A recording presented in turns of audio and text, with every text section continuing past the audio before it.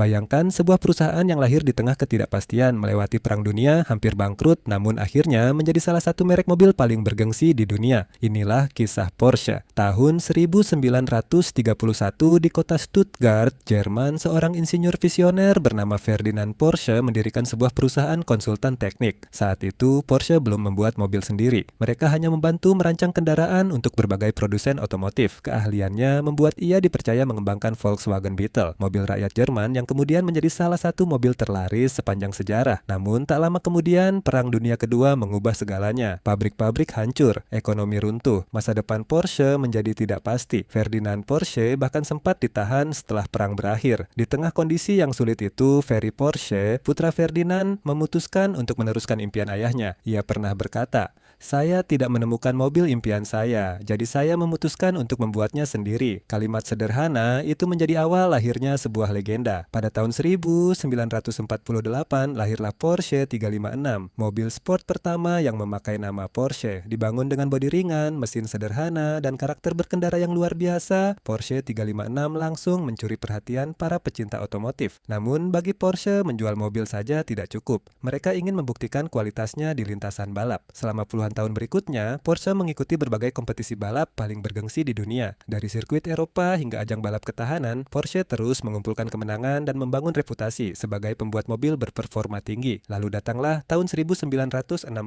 Sebuah mobil dengan desain unik, lampu depan bulat, dan mesin di belakang diperkenalkan ke dunia. Namanya adalah Porsche 911. Tak ada yang menyangka mobil ini akan menjadi ikon otomotif selama lebih dari 6 dekade. Desainnya terus berevolusi, tetapi identitasnya tetap dipertahankan. Itulah yang membuat Porsche 911 menjadi salah satu mobil sport paling legendaris sepanjang masa. Namun kesuksesan tidak selalu berjalan mulus. Memasuki era 1990-an, Porsche mengalami penurunan penjualan. Biaya produksi membengkak, pasar berubah, dan perusahaan berada dalam tekanan besar. Banyak yang meragukan apakah Porsche mampu bertahan, tetapi mereka memilih mengambil langkah yang berani. Pada tahun 2002, Porsche memperkenalkan Cayenne, sebuah SUV mewah. Keputusan ini memicu kritik dari banyak penggemar. Mereka menganggap Porsche telah meninggalkan jati dirinya sebagai pembuat mobil sport. Namun hasilnya justru mengejutkan. Cayenne menjadi salah satu mobil terlaris Porsche sepanjang sejarah. Keuntungan dari Cayenne memungkinkan Porsche mengembangkan mobil sport baru, memperkuat teknologi, dan memperluas bisnisnya ke seluruh dunia. Kesuksesan itu kemudian disusul oleh Macan, Panamera, hingga Taycan, mobil listrik pertama Porsche yang membuktikan bahwa performa tinggi tetap bisa hadir di era elektrifikasi. Kini, Porsche bukan hanya simbol kecepatan, ia adalah simbol kualitas, inovasi, dan prestis. Setiap mobil yang keluar dari pabrik Porsche membawa filosofi yang sama seperti saat perusahaan didirikan. Dari sebuah perusahaan teknik kecil di Stuttgart hingga menjadi salah satu merek otomotif paling dihormati di dunia.